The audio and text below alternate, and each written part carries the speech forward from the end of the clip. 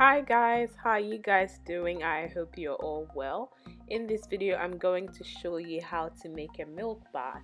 Milk baths are amazing. I don't know if you know anything about Cleopatra and all them fancy women, but they all used to have milk baths because they're amazing for your skin and it's super easy to make it. I'll have everything listed in the description box and the amounts that you're gonna need. So I've got some milk powder, I've got some Epsom salts, some sea salt, some baking soda, and some oat powder. So the oat powder, I just use rolled oats and I just put it into the coffee grinder and I got it into a powder. I used to eat milk powder on its own when I was young. Like, did any of you used to do that? Let me know in the comment section below. I used to find it delicious, and now like you couldn't even beg me or pay me to eat it. But anyway, so I'm going to combine all my ingredients together. So this is a dry mixture. You only add it to the water when you're ready to use it. So yeah, oh, did I mention I added some cornstarch in there? Yes, and some cornstarch as well. So I will leave exact measurements in the description box below. This recipe is super easy. I think the hardest part is like mixing it and making sure that it's really well combined. So I mixed it for a while, I think about 3 minutes, just to make sure that everything was very well combined. I added the oat powder because it really helps to soften the skin, and the milk content has lactic acid, which really helps to brighten the skin and make it smooth and even it out as well.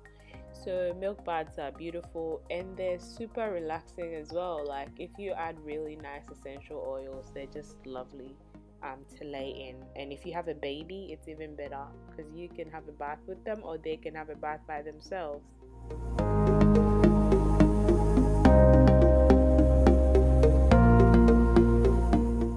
The oat powder also has anti-inflammatory properties, and it also has antioxidants in there, so you can't really go wrong adding that to your milk baths.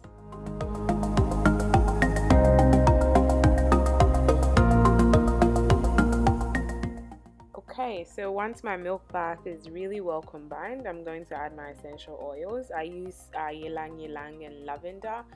I know lavender is really calming for the skin, and I just love the smell of Ylang Ylang. I'll have the exact measurements in the description box. To be honest, I eyeballed it. I didn't really measure the essential oils. I just wanted to make sure it had a really nice scent to it. So you can do the same if you want. Yeah, so once I've added that, I mix it very thoroughly again, and then it's ready to be put into a container.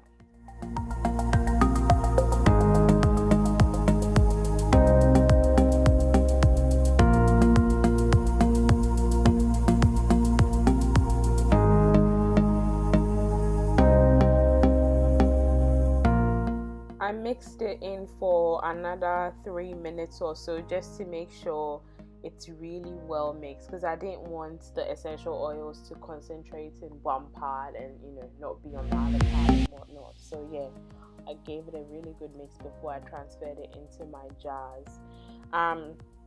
For the jar that I used, I washed it with dishwashing liquid, and then I used detergent to clean it, and then I put it in the oven and just left it in there for it to be sterilized before I poured this into it.